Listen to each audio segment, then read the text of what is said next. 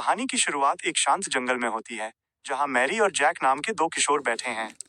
उनके सामने जमीन पर एक युवा व्यक्ति बेहोश पड़ा है, जिसकी शक्ल सूरत बिल्कुल इंसानों जैसी है। ये दृश्य देखकर मैरी आश्चर्यचकित होकर जैक से पूछती है, क्या यह इंसान इतनी गंभीर चोटों के बावजूद भी जिंदा है? मैरी तुरंत समझ जाती है कि ये कोई सामान्य मनुष्य नहीं है। तभी जैक को पास ही एक पुरानी किताब मिलती है। जब वह उसके पन्ने पलटता है, तो एक चौंकाने वाला रहस्य सामने आता है।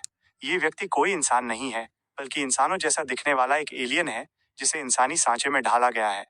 किताब में लिखा है कि इसे जीवन देने के लिए बिजली का उपयोग किया गया है, ठीक उसी तरह जैसे किसी मशीन को सक्रिय किया जाता है। दोनों उत्सुकता से भरे हुए हैं। वे फैसला करते हैं कि इस अनूठे जीव की बेहोशी की हालत में ही इसकी पूरी तरह से जांच की जाए।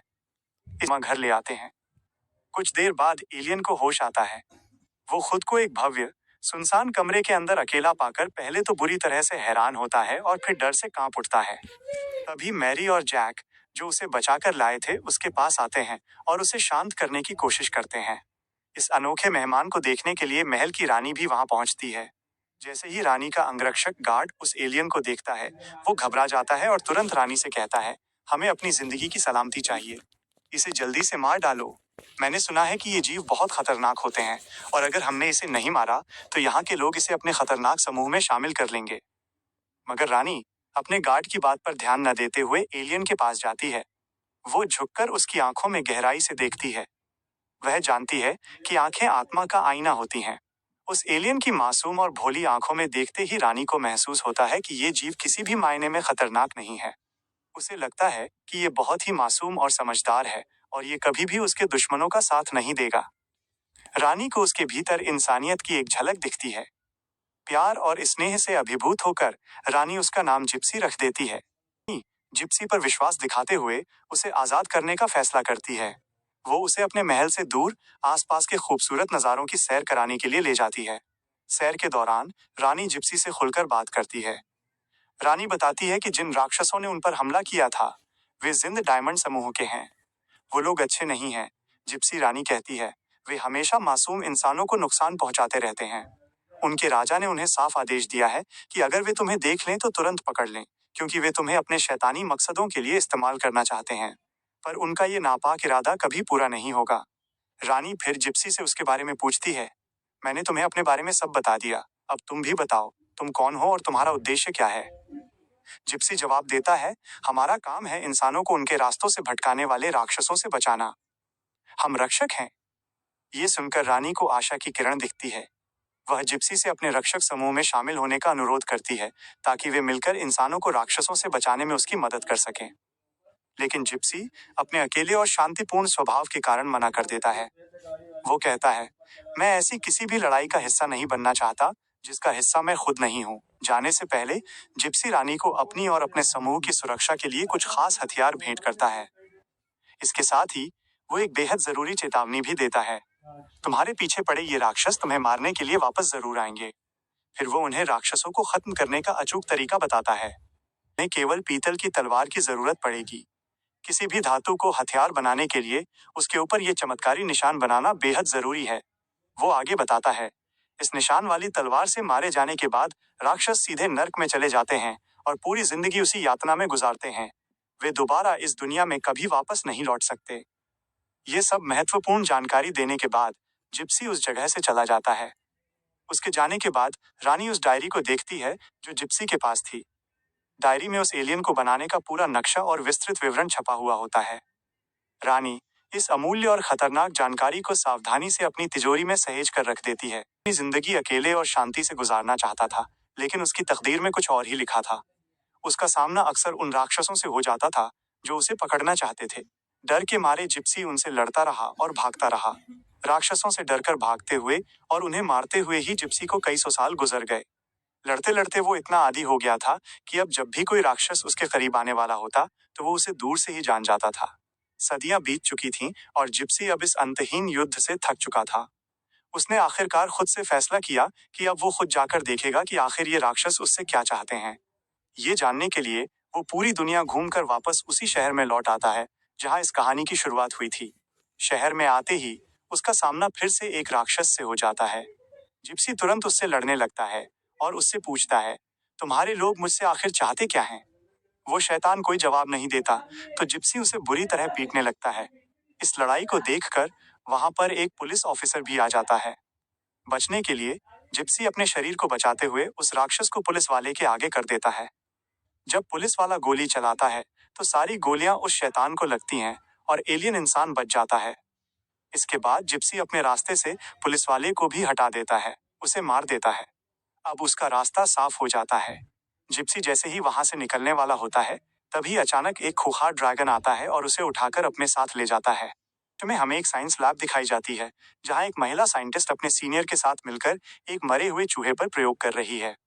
उनका लक्ष्य है उस मरे हुए चूहे को बिजली के जरिए उसी तरह से जिंदा करना जिस तरह से जिप्सी को किया गया था। वे मशीन चालू करते हैं और चमत्कारी नजारा देखते हैं। उस मरे हुए चूहे की धड़कनें फिर से चलने लगती हैं। दोनों वैज्ञानिक अपनी आंखों पर विश्वास नहीं कर पाते और खुशी से झूम उठते हैं। लेकिन तभी मशीन अचानक बंद हो जाती है। बिजली का कनेक्शन कटते ही चूहे को दोबारा हार्ट अटैक आता है और वो मर जाता है। फिर भी दोनों वैज्ञानिक खुश होते हैं, क्योंकि उनका प्रयोग काफी हद तक सफल हो चुका था। दूसरी ओर जिप्सी को उठाकर लाने वाला ड्रैगन दरअसल एक शैतान था, जिससे जिप्सी पहले भी मिल चुका था। जिप्सी के महल में पहुंचने पर एक राक्षस सैनिक उसे देख लेता है। ये राक्षस तुरंत जाकर अपने मालिक को खबर देता है। मालिक अपने सभी राक्षस सैनिकों को जिप्सी को पकड़ने का काम सौंपता है। सभी राक्षस तेजी से भागते हुए जिप्सी के महल की ओर बढ़ते हैं। महल के अंदर एक राक्षस पहले से ही बंधा हुआ था, क्योंकि उसकी वजह से पहले ही एक इंसान की जान जा चुकी थी। वह शैतान खुद को कैद में देखकर निराश होता है और रानी को शैतान से भी बदतर बताता है। ये सुनकर रानी गुस्से से पागल हो जाती है और तुरंत एक पत्थर की मूर्ति में बदल जाती है। नीचे महल के सामने राक्षसों की एक विशाल सेना जमा हो जाती है। ये देखकर महल के कई ड्रैगन उड़कर आते हैं और उनसे लड़ने लगते हैं। वे एक एक करके राक्षसों को हवा में ही मार गिराते हैं। मारे गए राक्षसों की आत्माएं तेज नीली रोशनी बनकर आसमान की ओर जाने लगती हैं। सभी ड्रैगन सोचते हैं कि वे ये लड़ाई जीत रहे हैं, लेकिन यह उन राक्षसों की बस एक चाल थी, ताकि सभी ड्रैगनों को महल से दूर भटकाया जा सके। जब सभी ड्रैगन बाहर लड़ाई में व्यस्त होते हैं, तो कुछ राक्षस चुपके से बिल्डिंग के ऊपरी हिस्से में घुस जाते हैं। जैसे ही वे ड्रैगनों को मारना शुरू करते हैं, चमकदार नीली रोशनी फिर से आसमान की ओर जाती है। एक शक्तिशाली ड्रैगन ये देख लेता है। उसे पता चल जाता है कि कुछ राक्षस महल के अंदर घुस चुके हैं। वो तुरंत अपने साथियों और महल में मौजूद एक आदमी से उस बंधे हुए आदमी राक्षस की हिफाजत करने को कहता है। वो खुद अपने तीनों हथियारों को एक करके उन्हें शक्तिशाली बनाता है और अंदर घुसे राक्षसों से अकेले ही मुकाबला करने लगता है। लोग हैरान हैं कि एक इंसान कैसे अकेले इतने राक्षसों को मार रहा है। इस समय उस ड्रैगन के केवल दो साथी हैं, एक लड़का और एक लड़की, जो बंधे हुए राक्षस की रक्षा कर रहे हैं। तभी बंधा हुआ राक्षस उनसे कहता है, मुझे यहाँ से जल्दी छोड़ दो। मेरे बिना तुम ये लड़ाई नहीं जीत पाओगे और तुम दोनों यहाँ खड़े रहकर अपने साथियों की जान जोखिम में डाल रहे हो। ड्रैगन के साथी लड़का को उसकी बात समझ आ जाती है और वो उसे तुरंत आजाद कर देता है। अब वे तीनों एक साथ लड़ने के लिए तैयार हो जाते हैं। दूसरी तरफ जिप्सी एलियन इंसान भी अकेले ही महल में आए सभी राक्षसों को मारने लगता है। लड़ते लड़ते एक राक्षस जिप्सी के दोस्त आजाद किए गए आदमी राक्षस पर एक खतरनाक जानलेवा हमला कर देता है। उसके शरीर से नीली रोशनी निकलकर तुरंत आसमान की ओर चली जाती है। जिप्सी और उसकी महिला साथी यह भयानक मौत देखकर डर जाते हैं। उन पर भी हमला होने लगता है, लेकिन जिप्सी गुस्से में पलटकर उस राक्षस को तुरंत मार देता है। लेकिन तभी वो देखता है कि उसकी महिला साथी की हालत बहुत खराब है।